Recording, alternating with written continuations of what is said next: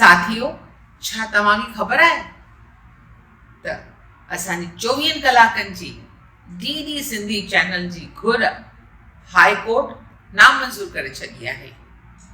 दादा राम जेठमलानी जेको असांजो पेट्रन हो, उन साल 2015 में दिल्ली हाई कोर्ट में रिट पिटीशन दाख़िल कई हुई।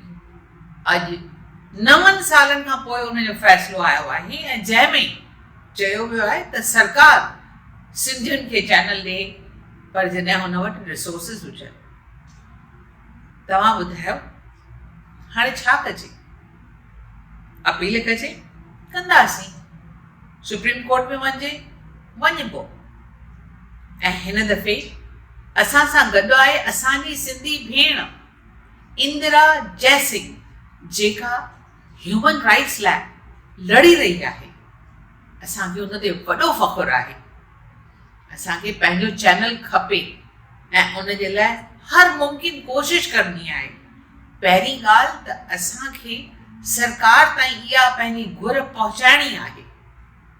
चूंडुनि जे वक़्त में ख़ासि आवाज़ थियणु खपे।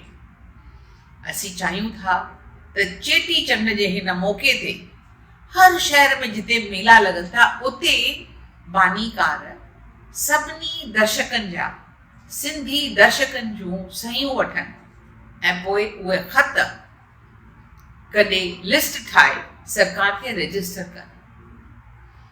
असांखे सोशल मीडिया ते पंहिंजो जलवो ॾेखारणो आहे।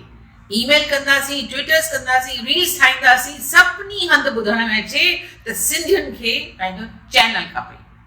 अचो त गॾिजी कोशिश करियूं, छो जो ॿोली आहे असांजी सुञाणप। अचो त पंहिंजे सुञाणप खे गॾिजी क़ाइमु रखूं। सिंधी आहियूं, आंधीअ में जोत जॻाइण वारा सिंधी ऐं ख़ाक खे सोन ठाहिण वारा सिंधी।